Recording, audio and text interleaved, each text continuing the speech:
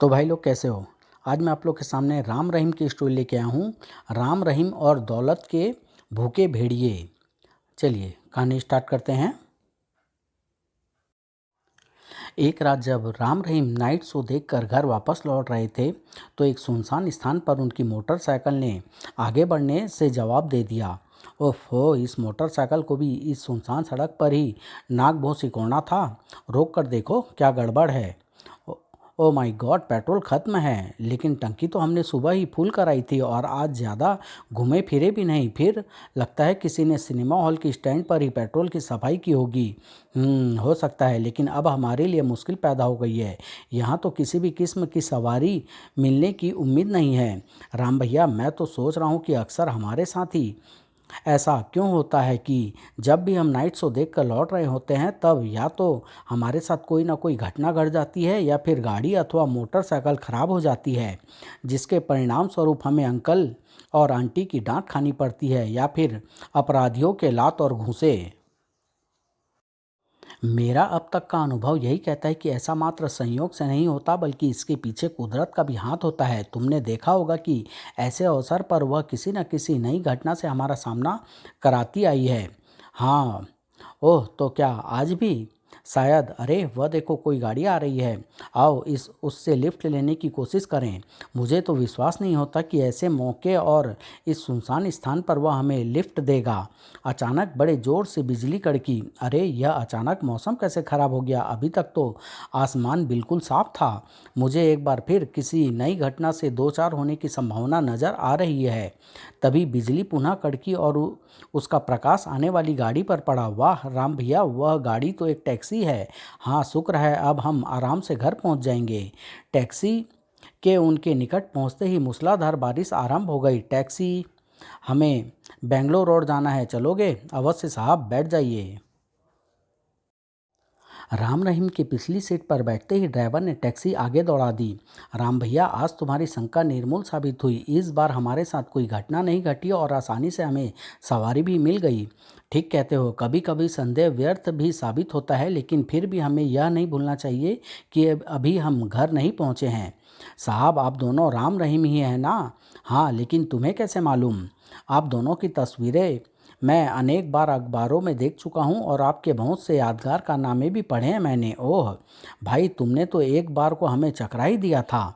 अचानक राम खिड़की से बाहर नजरें दौड़ाते हुए चौंका। अरे ड्राइवर, यह तुम हमें किस रास्ते से ले जा रहे हो? यह तो बेंगलोर रोड जाने का मार्ग नहीं है। आपके मार्ग पर जो पुलिया पड़ती है उस पर अब तक पानी चढ़ आया होगा, इसलिए दूसरे मार्ग से ले जा रहा हूँ। ओह, यह तो मैं भूल ही गया था। कुछ देर बाद सहसा, क्या हुआ ड्राइवर, गाड़ी धीमी कैसे कर दी? मैंने नहीं की साहब, बल्कि अपने आप हो गई। शायद कोई खराबी आ गई है। आप लोग आराम से बैठिए, मैं खराबी मालूम करता हूँ। ठीक है। ड्राइवर नीचे उतर कर इंजन चेक करने लगा। कुछ पता चला ड्राइवर कि क्या खराबी आई है? नहीं साहब, कुछ पता नहीं चल रहा। पहले हमारी मोटरसाइकिल का पेट्रोल खत्म हुआ, अब यह टैक्सी। क्या यह सब मात्र संयोग है अथवा राम की धारणा सत्य होने जा रही है? साहब, पता नहीं खराबी ठीक करने में कितना समय लग जाए। यदि आप लोग चाहें तो पास के गेस्ट हाउस में जाकर आराम कर सकते हैं। गाड़ी ठीक होते ही मैं आपको बुला लूँगा। वह तो ठीक है, लेकिन इस अंधेरे में हम गेस्ट हाउस तक कैसे पहुँचेंगे? इस सुनसान स्थान पर गेस्ट हाउस क्या वास्तव में? ओ नो साहब, आप यह टॉर्च ले जाइए। फिर तुम गाड़ी ठीक कैसे करोगे? मेरे पास गैस लालटेन है, मेरा काम उससे चल जाएगा। फिर ठीक है, आओ रहीम। गेस्ट हाउस उस तरफ पेड़ों के पीछे है, वहाँ आपको हर सुविधा मिल जाएगी। चौकीदार से कह दीजिए, वह आपको एक कमरा खोल देगा। ठीक है, आओ रहीम। राम रहीम अनदेखे गेस्ट हाउस की ओर चल दिए। राम भैया, मुझे तो तुम्हारा कहा सही होता दिखाई दे रहा है। हाँ, तुम्हारा विचार बड़ी जल्दी बदल जाते हैं रहीम। वह रहा गेस्ट हाउस, लेकिन वहाँ तो अंधेरा छाया हुआ है, जबकि ड्राइवर के अनुसार वहाँ चौकीदार होना चाहिए और कम से कम कुछ तो रोशनी होनी चाहिए। कहते तो तुम ठीक हो, लेकिन हो सकता है बिजली चली गई हो। भगवान ही जाने क्या बात होगी। मुझे तो संदेह है कि ऐसे बियाबान स्थान पर बने गेस्ट हाउस में कोई चौकीदार भी मौजूद होगा। चौकीदार? चौकीदार, अरे यहाँ कोई है? मुझे तो नहीं लगता यहाँ कोई है। शायद चौकीदार भीतर सो रहा हो, इतनी रात गए, वह जाग कर भी क्या करेगा, आओ देखते हैं। अचानक, अरे रहीम, वह देखो, शायद लाइट का स्विच है, जरा ऑन करके तो देखना। अच्छा। रहीम ने जैसे ही वह स्विच ऑन किया, वह स्थान प्रकाश से नहा उठा। वाह, यहाँ बिजली तो है।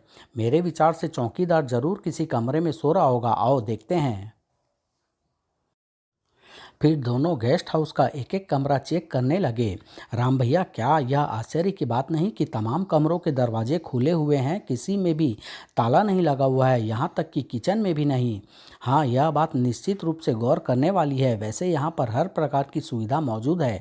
वह देखो, टेलीफोन भी रखा है। कई कमरों को छानने के बाद जब उन्होंने एक अन्य कमरे में पहुंचकर स्विच दबाया, राम भैया, ओह ओफ, आखिर कुदरत का चक्कर हमारे साथ फिर चल गया। तुमने एक बात नोट नहीं की रहीम, लाश उसी टैक्सी चालक की है। ध्यान से देखो, कपड़े, मूछें आदि बिल्कुल वही। यह कैसे संभव हो सकता है राम भैया? उसे तो हम टैक्सी के पास छोड़ कर आए थे, फिर वह इतनी जल्दी यहाँ आकर फांसी लगाकर कैसे आत्महत्या कर सकता है? ओह, इस बात पर तो मैंने ध्यान ही नहीं दिया। तभी वहाँ से उठती हुई तेज दुर्गंध के कारण दोनों को अपनी नाक पर रुमाल रखने पड़ गए। उफ, यहाँ से कितनी दुर्गंध उठ रही है, मेरे दिमाग की तो नसें ही फटे जा रही है। यह दुर्गंध इसी लाश से उठ रही है। रहीम, बाहर चलो। बाहर निकलकर, राम भैया, तुम तो कह रहे थे कि दुर्गंध उसी लाश से निकल रही है, लेकिन यह कैसे संभव हो सकता है? यदि यह मान भी लिया जाए कि उस टैक्सी चालक ने हमसे पहले यहाँ पहुँचकर किसी वजह से आत्महत्या कर ली है, तो अब सवाल यह पैदा होता है कि लाश इतनी जल्दी सड़ कैसे गई? यह कि तुमने अक्लमंदी की बात, मैं खुद भी यही सोच रहा था, और अब मैं इस निष्कर्ष पर पहुंचा हूं कि मामला कुछ और ही है।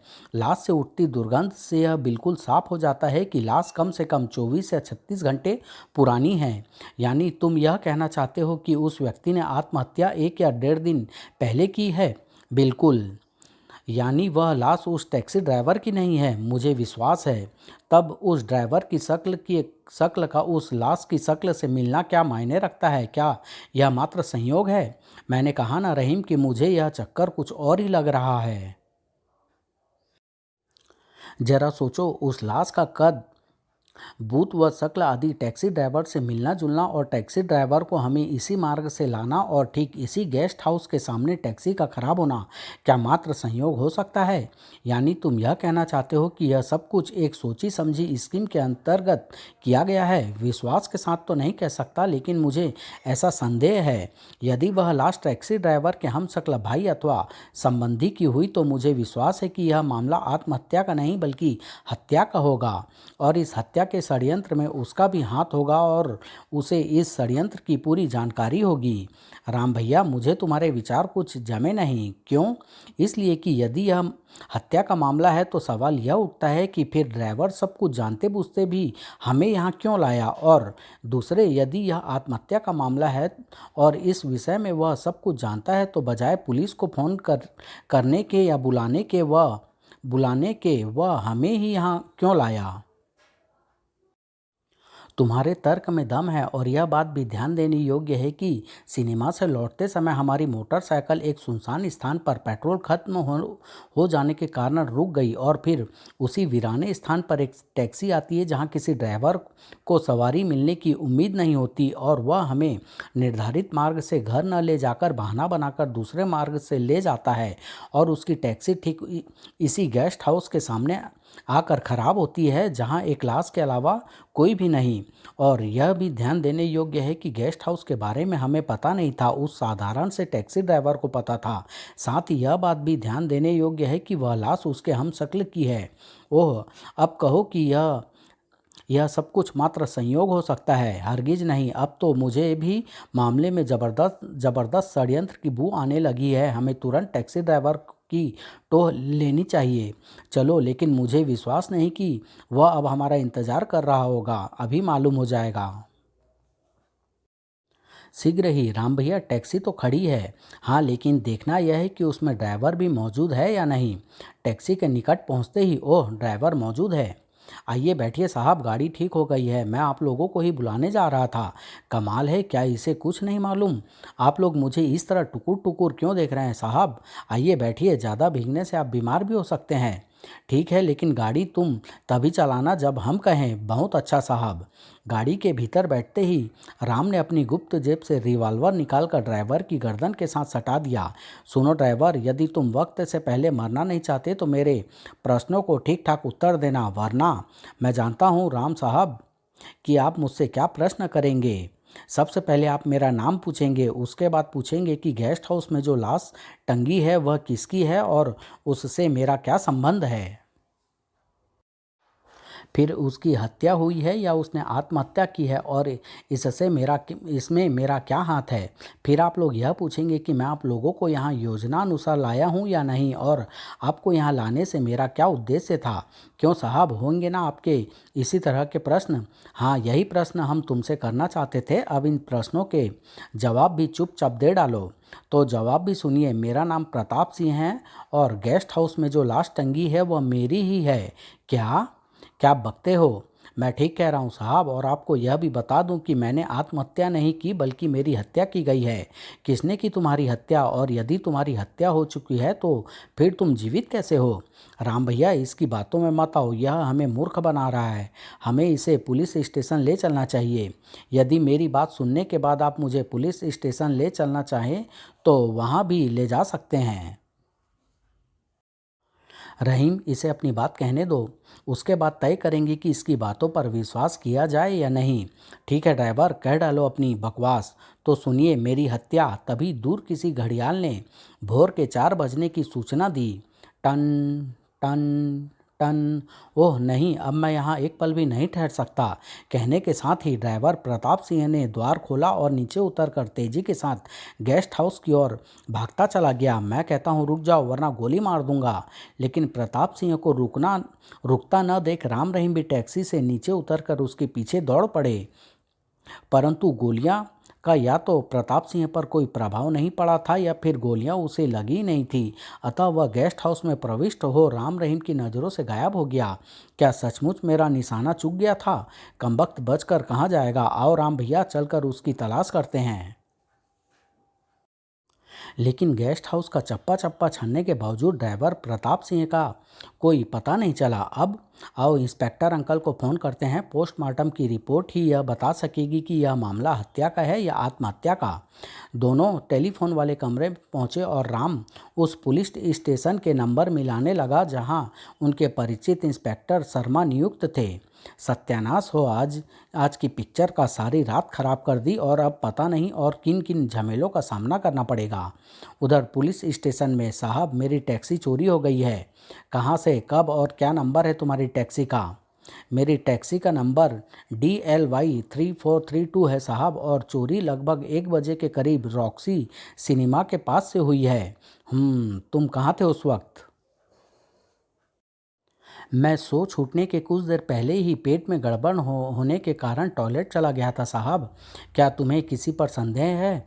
हो सकता है तुम्हारे ही किसी जान पहचान वाले ने यह चोरी या शरारत की हो। नहीं साहब, मुझे किसी पर संदेह नहीं है। उस समय तो वहाँ मेरा कोई जान पहचान वाला भी नहीं था। तभी ट्रेन ट्रेन ट्रेन। 1 मिनट ठहरो। Hello inspector Sharma here. Uncle, मैं राम बोल रहा हूँ। ओह तुम, कहो भाई, आज इतने सवेरे सवेरे तुम्हारी आंख कैसे खुल गई? खैरियत तो है ना? आंख आज लगी कहाँ थी अंकल जो खुलती? मैं और रहीम तो पूरी रात नहीं सोए। क्या मतलब? आप जल्द से जल्द सुभाष रोड से बाईं और घूमकर कब्रिस्तान वाली सड़क पर आगे चलकर बने गेस्ट हाउस में आ जाइए। फिर आपकी समझ में सारा मतलब आ जाएगा। ओह ठीक है, मैं अभी पहुंच रहा हूं, कहकर शर्मा ने रिसीवर क्रेडिल पर रख दिया। ये कहानी मैं यहीं समाप्त कर रहा हूँ। बहुत जल्द इसका अगला भाग लेके आऊँगा। धन्यवाद।